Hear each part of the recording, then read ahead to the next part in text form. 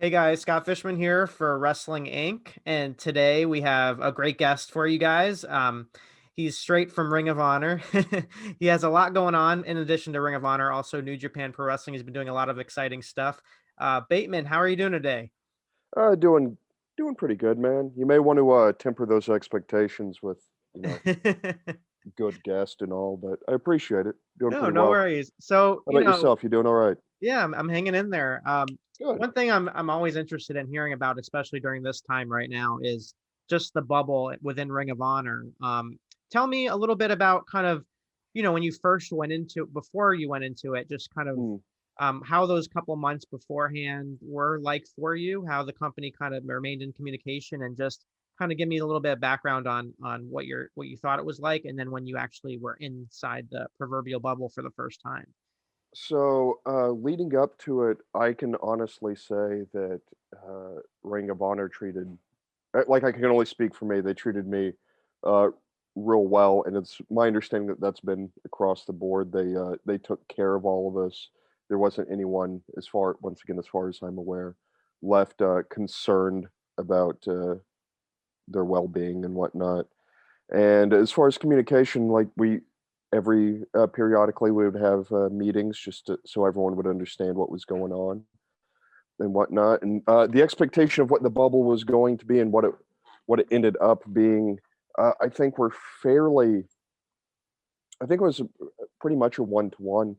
They told us, you'll all have your own room. You'll be tested before you even leave to get on a plane, and then once you get here, like you'll get here, and then the next day, so there'll be a series of tests, and then one on the way out too. So like Mhm. literally doing and between the company and the boxing commission, who's working hand in hand, like they're doing everything to keep us as safe as possible and still get us to work.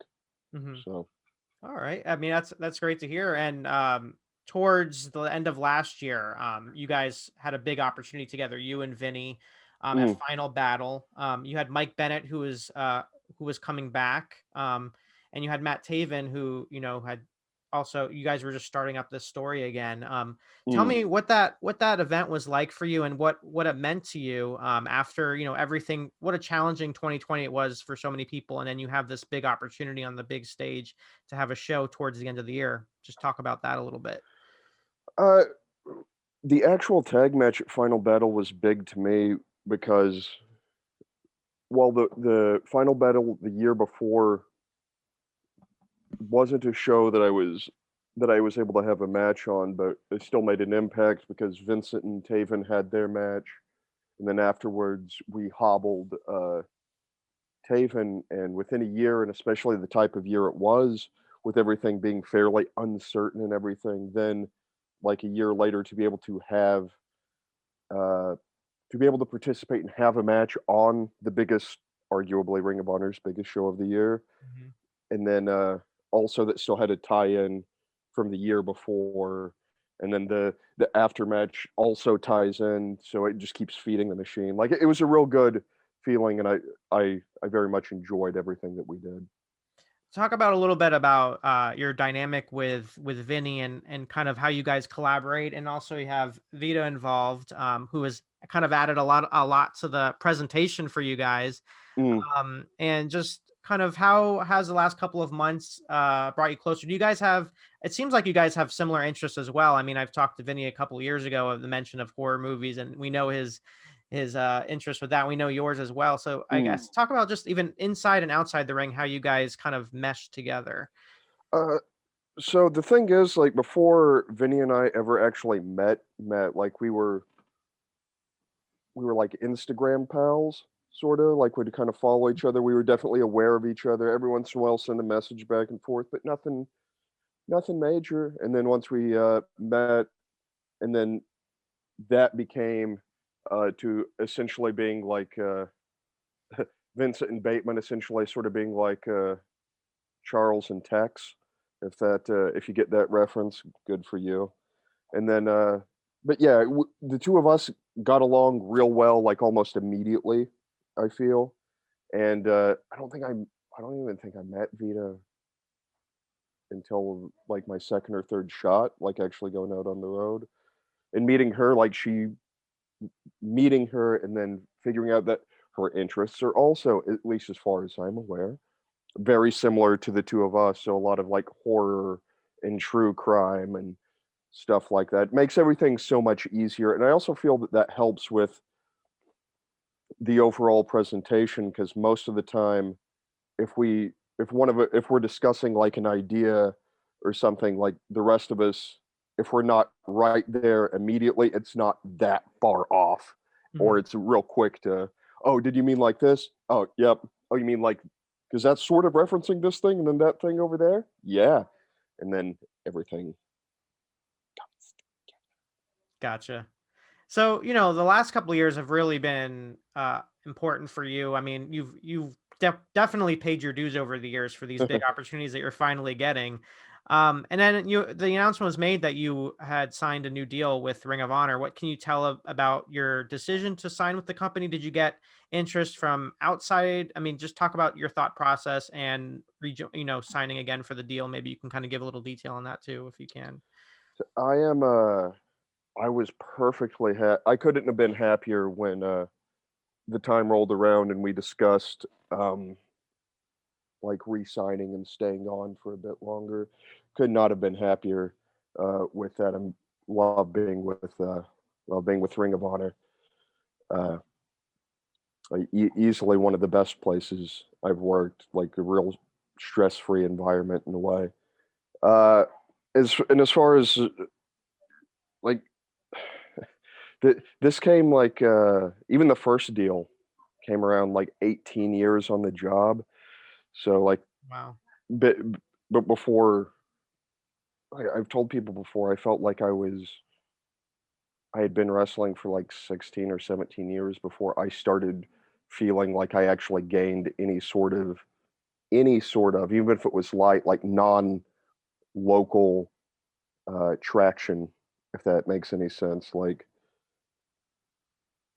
up to I think 2017 into 2018, like getting out there a little bit more and feeling like I had a little bit more of a reach. And so, like I said, it was that deal came up, and I certainly wasn't going to pass that by And at is all it because, like I said, it feels like things are still just starting and starting? Yeah, continuing. just starting Yeah, to you have the momentum building. I mean, is it for longer, like, is it a long-term deal, like, just for the year, or is it beyond that? Can yeah. you go into detail on that? I mean, as I don't want to go into too many details, but like Okay, I'm definitely happy with the new deal that got gotcha. drawn up, and especially with the last year being as sparse as it was. I'm really hoping to be able to show them that able to pay off some on their investment, Investment, so to right. speak, through over the course of this next year and You whatnot.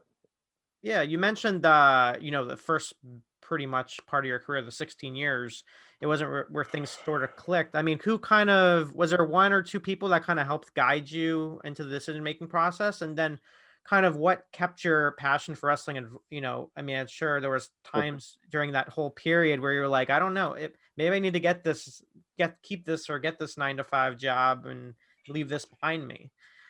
Uh, I don't know, man. Like I always sort of looked at it the way like Tracy Smothers would talk about it. I always had, and not always, but never by choice, but I always had to have a real job to support my wrestling habit, basically.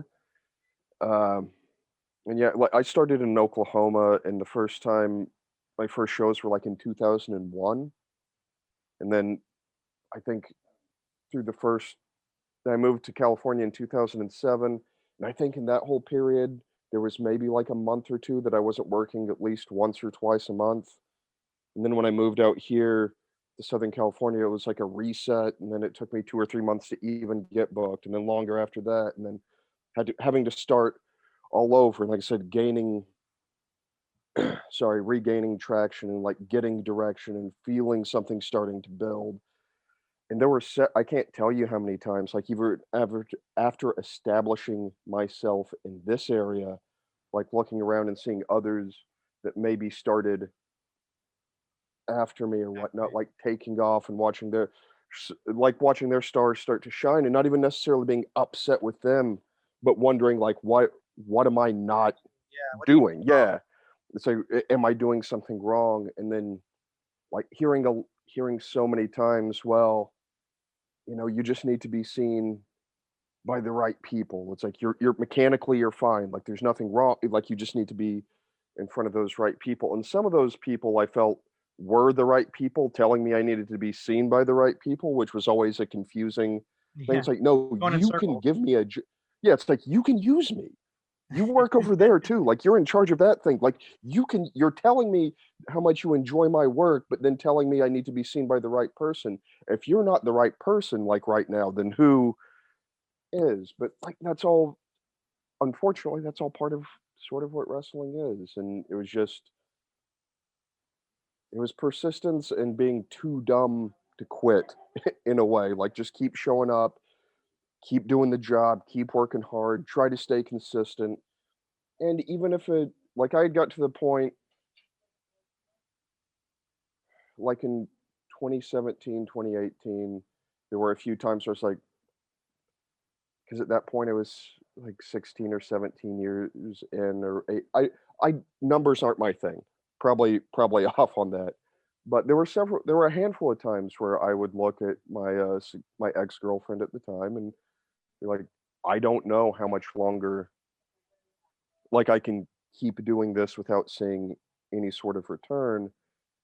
But I would also, in that say between the two of us, I would always convince myself, it's like, okay, well, I'll go into like this date and we'll see what happens. Mm, And then, or I'll see, I'm going to do my best if my body holds up to make it to like 20 years in, and then I'll reassess things, like, and then see if it's time to walk away or just stop saying yes if anyone is still even asking to, use me, that sort of deal.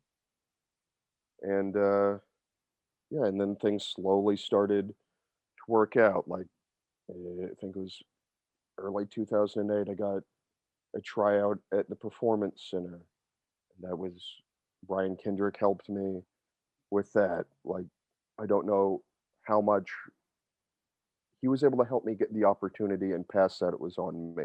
You know what I mean? Because that's how that goes. mhm. And then when the New Japan LA dojo opened later that year, I was part of the first group that did the first camp through, and my ex at the time helped me out a lot with that. Not my ex at the time, clear. My girlfriend at the time helped me Now you're ex. be Yeah. able to attend that, and then like the weekend that wrapped up, I think I did Pro Wrestling Guerrilla a time or two, like All Star Weekend that year, and Brody King helped me get through that, and then it was a year of the rest of that year and into the next one is doing whatever I could, wherever I could, until eventually I got uh, the shot at Ring of Honor. It was just like it slowly started to build over those last several years, and I had a ton of people help me. Like I had people who I helped when they were starting, like or people that I had just bumped into and for whatever reason made a good impression on. Like Brian Kendrick helped me out. Brody King has helped me out. Like I said, I could go blue in the face and bore whoever's listening to this, just listing everyone who's helped me. Santino brothers and the like crew crew behind the Santino brothers, Mhm. like Bad Brad Michaels, one of my original trainers, like a bunch of guys I could tell you from Oklahoma whose name you would have no idea, you know. But like it took a village to raise this idiot. So Got it. I'm always fascinated, like how was it juggling, the jobs and doing wrestling and tell me about that experience. I mean, gotta have been hard. it sucked. It sucked and was real stressful. I've worked in kitchen jobs. I've worked in like food and kitchens and food service for most of my adult life, from like 20 or 21 on, and before that it was like construction stuff and manual labor. None of which I particularly excelled at, and arguably didn't even excel that much in kitchen work, but it was steady work that you could usually find. The Mhm. pay wasn't great. It could be flexible depending on where you worked, but at the same time, it's stressful because you still have your bills to pay and rent to pay, and you're trying to work as much as you can while still trying to either manage your time enough to where you can still get to the gym or train, or get to the gym and train, ideally, and work as many shots as you possibly can, which you're generally taking a hit on anyway, money-wise, but still trying to make enough to make, like I said, food, bills, rent, uh, gear, just still trying to look professional, like 8 by 10, like making merch, trying to sell merch, paying for the design of merch if you're artistically incapable like myself. Like, Things you don't even think about, sorry. for Oh, yeah, yeah, yeah. Things independent. that you, and then once you're in the middle of it, then it also sort of becomes, at least for me, a little bit secondhand. It's like, okay, well, I definitely need to work. I can work like any day of the week, like Monday through Friday at pretty much, or Monday through Thursday at pretty much any time, but I need to be out by this time on this day so I can get to training, or when places were running in the middle of the week, like, oh, I need to be either all the way off on Wednesday or I have to have a hard out Mhm. by this time so then I can ideally like stress drive home and like take a quick rinse and then fight traffic to get to the building to still be on time. And if you're me, on times generally is cartoonishly early, but I still stress if I'm not there like by a decent time. And Nice. having your day job boss like get short with you or start cutting your hours back because they don't feel that you're committing enough to them because you're still trying to do all this, and like it can be an absolute screaming nightmare. But it was also, it became sort of routine at Mhm. the time where there were times, okay, well, I would much rather be doing the spandex and throwing my head at the ground job right now than I would sweating and being told I don't know what I'm doing by the person who literally doesn't understand how food service works, Yeah. that's yelling at me. Like having to do the one that you don't want to do more to be able to do the one that you want to do more often, but in better opportunities. And it was a real balancing act. Wow. But the last year before I got signed with Ring of Honor, though, I I had got to I was lucky enough to get to a point where, like, my income was almost 50-50. Like, I was making enough between the day job and wrestling to be able to get by okay. And when I say get by, I mean bills were covered and it wasn't a huge struggle. The struggle was less. It was not gone by any point. Like, it was still, if any small thing unexpected came up, it was gonna be trouble, but it wasn't as day to day wasn't as stressful, which is funny because it was still very stressful, if that makes Mm. any Yeah. sense at all. So a lot to live through. You mentioned living in California, having the opportunity also to work for New Japan Pro Wrestling, and Mm. tell me like what that means to you. I know you were a big fan and had aspirations of wrestling in Japan, um, and then you see companies working together. What do you think the future holds when it comes to Ring of Honor and partnering with other companies? But namely with New Japan and just being able to do both. I mean, in many ways. Uh, New Japan, I was I was talking with a handful of my, friends this past week, uh, like, 'cause the match with Ren Narita was on New Japan Strong last week, which if you haven't watched it, go watch it. He's real good, and I was also in the match. Um, but like New Japan Japan in general was always a goal. But like as I progressed and started wrestling, like I always enjoyed New Japan and like talking to some of the guys that I broke in with or around the same time as me from back home and some of the guys who helped train me. And even Brody was talking with him about it last week. Like it's real wild to think that for me, I went from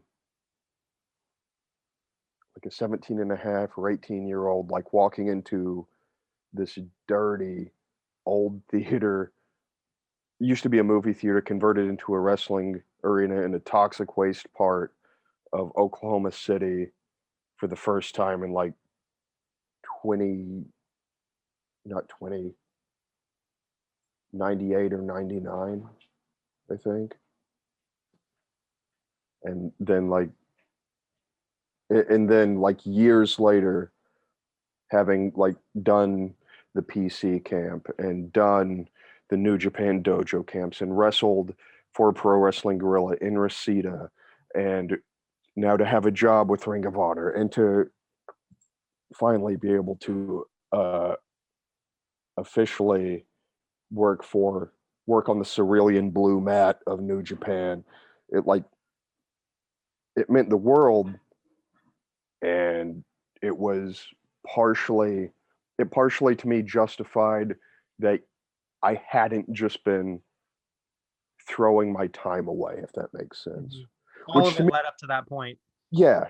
It's in all of those points. Like I'm not saying like I got to wrestle for New Japan, so everything else was shit. Clearly, like that by no means. Uh-oh, we're gonna see the headlines now. By no means am I saying that at all. Right. But like from starting here, and then I have a job with one of the best companies in the world that also allows me to wrestle for another one of the best wrestling for pro wrestling sake is fantastic. Like I can't Living the dream. express enough. Yes, and it's great, and I think it's great that companies are working together, and like Ring of Honor has always had partnerships with other companies, and I hope that the one with New Japan stays strong because I love being at both places. It's the Maybe one best day of you'll make a both dome worlds. show. Oh man, I yeah.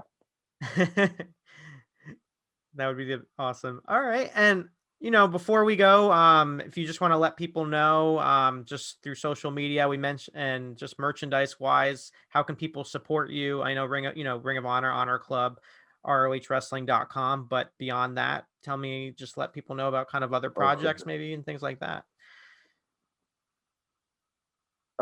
Let's see.